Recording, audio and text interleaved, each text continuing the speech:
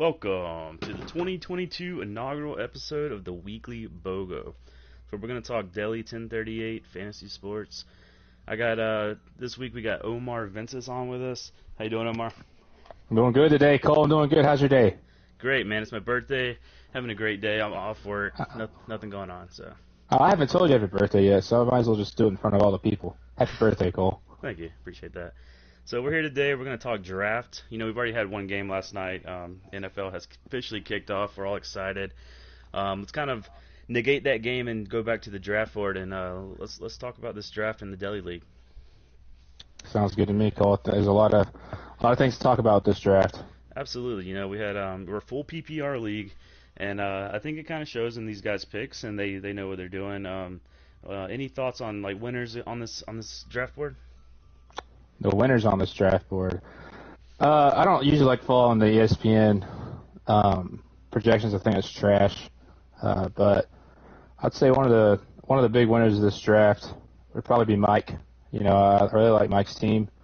He's got Jonathan Taylor. You know, you start off with the best running back on the board, and then you go and get Travis Kelce. You know, he understood there was plenty of receivers deep in the draft. Being PPR, you can afford that. You can afford to wait. You don't have to draft the top guy. He went Kelce, who fell to him, all the way to the 210, and then he ended up getting CeeDee Lamb, Jerry Jeudy, Chris Godwin. I mean, that's just amazing right there. And Elijah Moore on top of that. So I think he's the winner of the draft, in my opinion. There's no arguing that the guy gets the number one player in two spots, and his receivers did not take a hit for him doing that. He still has great guys. He's putting his faith in Travis Etienne, and I think it's not as risky of a bet as some people think. I think he's going to be a great team. You know, he's one of my guys I think is going to be in that playoff spot. And he still got Kyler Murray in the 7th. I think he did great. Like, from the one spot, one can be a really tough spot to draft from, and I think Mike did a great job there. All the way to kicker, he is a top 5 player, in my opinion. You know, potential top 5, top 3 player at every position. Yeah. I ran some mocks with Mike. You know, we took a trip to St. Louis for some baseball together. And he never had a team this good. I think he was hustling me on those mocks. Any other team that kind of stands out to you? Good, bad, ugly, any direction? I mean, as far as good, I mean, I feel like everybody's pretty solid. The ugly, I have to go with Nuck If You Buck. You know. Yeah, from the top of the list to the bottom, I agree. Wilkes' team is not good. You know, I mean, Kamara at 110, I don't like it. There's plenty of other better running backs, in my opinion, on the board. Kamara's probably going to play great the first few games, but I just don't know. Roger Goodell always does shady things, so he could end up suspending Kamara later on. Who knows? And just getting him and Aaron Jones back-to-back, not getting A.J. Dillon in that along the draft is ugly as well. He went wide receivers. It's on terrible offenses besides Thielen. You know, who knows if Thielen's even going to play great all season long. So, I mean, I don't like his team at all. This is a guy that also took Jalen Hurts in the 6th over guys like Patrick Mahomes, Lamar Jackson, Kyler Murray. I don't hate that, but that's a reach in my eyes over someone like Mahomes, and it may pay off for him, but we don't know. We don't know how that's going to turn out for him. In a 10-team league, I think he probably could have waited on Hurts. I know it would have been a long wait, but I think it could have happened. I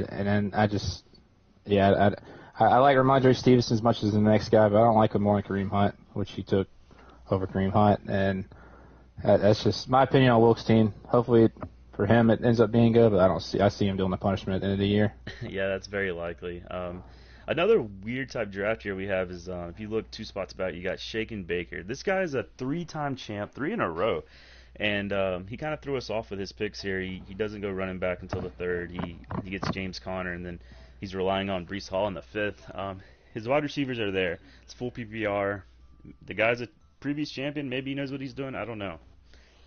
But isn't this the guy one of the guys that when the 3 wide receiver thing came up, cried and complained and wanted to throw a temper tantrum about changing the rules, and he drafts 3 stud wide receivers? I mean, yeah. What could have happened? You know, I mean, he probably win the league if he did the 3 wide receiver thing. But that's his opinion. And he goes and drafts like his 3 wide receivers. I don't get it. Yeah, could you imagine if we had all 3 of those guys playing? He had an extra flex and Michael Thomas. he would just run the board. But because he's going to be limited at a running back spot, and the flex is going to be tied up with that third receiver, I think he's going to struggle a little bit. But he would definitely have benefited from that rule change. I'm not sure why he didn't take a run. I get the Jefferson pick. I don't mind that, but I don't know why he didn't take a running back next. Could have went with DeAndre Swift. Could have got. He couldn't have got Aaron Jones, right? No. Nah, but he could have got DeAndre Swift, which is who I have. Javonte Williams. Some people aren't very high on, but Jamar Chase is great. I think he is, but I just think having a good, solid running back you can rely on that doesn't have much injury issues is very crucial, especially in a team PPR league. Yeah, and speaking on this 3 wide receiver debate, debacle, whatever you want to call it, his partner in crime in this was Oliver. And Oliver was adamant that we are not adding a receiver this year. We're not adding a receiver. Well, Oliver, you do realize you still have to have 2 receivers on your team. I mean, what are you doing here? You look at this team, and you don't take your second receiver until the 6th round, and you got a rookie that did okay last year. Oh, he did all right. But your team is just lacking, and I don't know what your thought process was here. Did you think I took all the receivers off? I don't know. Thoughts on that? I think Debo's a great pick at 16. That was Dalvin Cook's an awesome pick at pick 5, and then after that, it just completely falls off. Cam Akers is 3rd round. I'm not high on Cam Akers at all. You guys could say I'm saying that because of the game last night. That is not true. I'm not high on him. Being an FSU fan, I just don't. He's had one of the worst injuries you can get in football, in any sport, the torn Achilles, and he looked pretty good in the playoffs last year, but Sean McVay loves rotating those running backs, and that's not someone I'm willing to take in the 3rd round to be my RB2. And the guys he passed on to, I would rather have Saquon than Cam Akers. I know he couldn't get him there, but could have took Saquon in a second. Who knows? But I don't like that. Josh Allen's a great pick. I don't mind that in the 4th round, but everything else below that, not the biggest fan of. George Kittle's may not even play this weekend. Cam Akers put up a 0 last night. Who knows what Debo is going to do with Trey Lance? It's up in the air with this team. He could be fighting Wilk for that last place spot. Yeah, and for him to get Josh Allen in the 4th, I think that's great for him. I think, maybe that's even falling a little bit for Josh Allen. So kudos to him for that. But does he have faith in Josh Allen? I'm confused when I look down this board and I see Dak Prescott in the 10th and then Trey Lance in the 14th. What is his thought process? Do you have any idea what he's thinking? Yeah, that's absolutely disgusting. I can tell you what he's thinking. He's not thinking at all. 3 quarterbacks and you have the number 1 quarterback in fantasy football. I don't get it. There's no thinking at all. He had to be with his little girlfriend or something, not thinking, just maybe still on that high of FSU game. I don't understand it. 3 quarterbacks made no sense, especially having Josh Allen. You take a top 5 quarterback in the NFL, you're not taking 2 quarterbacks sometimes. No, I don't get the whole 2 quarterback strategy. But 3, absolutely awful. If he's looking for depth, it should not be at the quarterback spot having Josh Allen. The guy needs, if anything, a backup tight end because he has Kittle, who's already kind of got some injuries going on week 1, and no backup tight end. Which leads me to something else that happened during our draft, and that comes to you, Omar. Can you kind of explain the tight end situation? You seemed a little upset on that Skype session we had. I was pretty pissed off. People that take 2 tight ends when they have a stud top 5 tight end like Darren Waller, it just pisses me off. If you got draft for depth, don't draft another tight end. Let me have Dawson Knox, and I would have took his 1 point last night. Been really pissed off about that, and I'm glad I didn't. But if anyone should have went the 2 tight end route first, it should have been Ollie, and he didn't. But I kind of regret waiting on tight end. There's plenty of tight ends I could have drafted, and I didn't. I just feel like in a 10-team PPR you can afford to wait, but that's just you never know who you're drafting with, and then things like that can happen when people take 2 tight ends before you expect it. And mocks, they don't do that, so I wasn't expecting. I ended up with Cole Kmet, so I'm okay with it. Maybe some time down the line I can trade, but I was not happy at all. So good luck to whoever has 2, 3 tight ends on their team. Good luck to you. You pissed me off that night, and I hope your tight ends get hurt so you can use that second tight end. Well, we don't wish injuries on anyone, but the person that took that tight end from you, the Dawson Knox pick you're talking about, is Wes. And Wes has a sneaky good team. I think he has obviously some good tight ends there, but his first 2, he kind of pulled that Tristan method and went receiver. But I think he backs himself up way better than Tristan did on the running backs. He's got Saquon, which is always a question mark, but the ceiling is definitely there. Zeke, you never know, but he could pop off. And David Montgomery, same thing. They're not great, but I think they're better than Tristan's. I think I think Wes has a good team. Is Wes ever going to change his team name? No. I've been here. This is my third season. He's had the same team name. Well, yeah, I think we're 6 or 7 seasons deep now, and I think it's been that since week 1.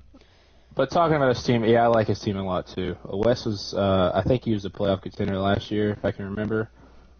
Maybe he barely missed. I think he got in, one of the 4 guys that got in. Did you play him? I played William in the championship, so he might have. I'm not sure who I played William in the first round, so maybe you played him in the first round. Maybe I did, yeah. But yeah, I like his team. I'm a lot higher on Saquon and David Montgomery than a lot of people are. I don't like Zeke, but you can't turn down the RB1 on a team that's getting paid. A guy's getting paid $50 million a year or whatever his salary is. They're going to feed him regardless until the wheels fall off. And he went with that high upside. I don't hate it. Patrick Mahomes, top 3 quarterback for sure. Darren Waller, top 5 tight end. And Devin Singletary last night looked absolutely fantastic when they gave him the ball. So there might be more opportunity down the line to give him the ball even more. And that's great. Great for Wes. I like his team a lot. Drake London and Alan Lazard pick. By far the best receivers on their team. As of now, anyway, for Alan Lazard. We don't know what the future holds for that team. And then Dawson Knox, he didn't have a good night last night, but I think the future is good for him as well. But like I said, he has Darren Waller, so he doesn't really need him. Yeah. And then, yeah, his team's solid. I like his team. I think he can go pretty far. Yeah, so looking at this board, I remember being in the draft, and I didn't get as emotional as you did with the Dawson Knox snipe, but I did have the same situation with Lamar Jackson. He's a guy I had circled. He's a guy I had pinned. I took Mark Andrews in the 3rd, and I really wanted that stack.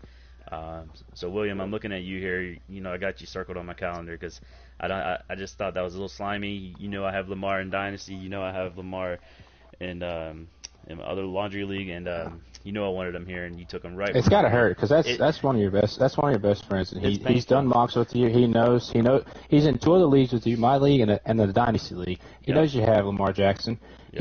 He knew what he was doing. Oh, he wanted to do a little funny thing tonight just to piss you off, and it happened. Yeah. And it worked. You know, it got under my skin. It kind of boosted me up for this season. You know, he's someone that I'm not gonna take lightly when we face whatever week that is, but. Yeah, you know, he has a decent team besides that. I think Lamar is his saving grace there. His receivers are good, not great.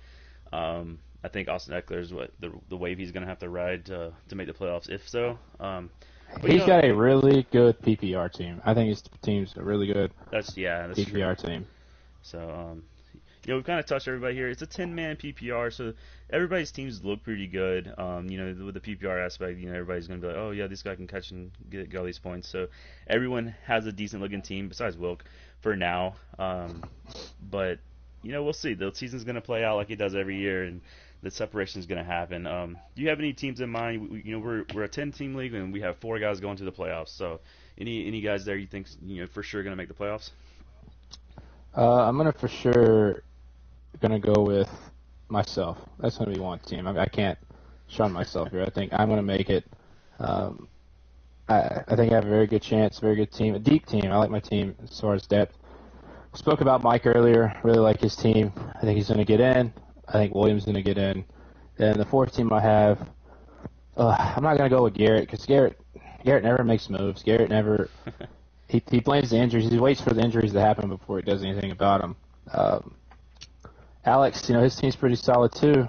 I just think it's a risky team, but I think I'm gonna go with the Killer Coles. You know, I'm not trying to suck up to you or anything, but I like your receivers more than most. I think I might like them more than you like them. I think Jalen Waddle's gonna be good, really good there at Miami this year. He had a great season last year as a rookie, but I think this year he's going to take a step forward, having Tyreek on the other side. Gabe Davis, you saw what he did last night. He didn't even get that many catches. You know, he's going to get touchdowns. That makes up for a lot of points that you don't get in the catching department. I like your running backs. Christian McCaffrey, Leonard Fournette, they may have some injury issues, but you have great depth behind it. Tony Pollard, Nyheim Hines, those are 2 great PPR running backs, especially Tony Pollard. I like him. I'm not sure if Nyheim Hines will get the dump-off work that Cordell Patterson got in Atlanta from Matt Ryan, but who knows? And the CEH, we spoke, you're real high on CEH. As long as you're high on him, then that's all that matters. And Joe Burrow, yeah, I think he's a top 5 quarterback, too, with that offense. So I think that's the 4 teams I have going to the playoffs. It's tough. Like I said, I know who the 2 worst teams are, but that's the 4 best teams right now, in my opinion. Yeah, I'm not too far off on your picks there. I have myself in as well. I agree with you about my receivers. They're coming around on me. I was a little worried about them, but I think I'm going to be okay in that department. I think I got them in a value spot in the draft, so I'm not as sad as I was draft night. I don't Um, love Marquise Brown as a top receiver in the NFL, but I love sure. him playing with his former college quarterback. His former Yeah, college quarterback is that's a big deal. That chemistry they're going to have is going to pick back up, and I think he's going to have a great year. yeah, I agree there. I think I'm going to slide in. I may not be the number one overall seed going into the playoffs, but I think I'll be there. I think I'll be competing all year long.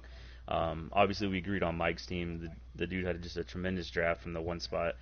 Um, I'm gonna look at a team that I've kind of talked bad about, but I think these guys that he has, these first 4 rounds worth of picks, just carry him there, and that's Tristan. Um, the just the sheer depth and the sheer talent he has at the receiver spot in a full PPR league, I think those guys carry the weight of Brees Hall and Elijah Mitchell slacking there in the RB slots. And Oh, I don't hate the team. I don't hate the team. I don't yeah, not high on James Conner like a lot of people. I know he had a great year last year, but I don't think it's going to happen again. yeah. But I just didn't get the whole 3 receiver thing when he didn't want 3 starting receivers in his lineup to start the year. But yeah, go ahead. But he's got the studs, and we talk bad about his running backs, but he also has Aaron Rodgers, who is you don't know what's going to happen with Aaron Rodgers this year yet. The dude's having a crazy offseason. He's a weird guy.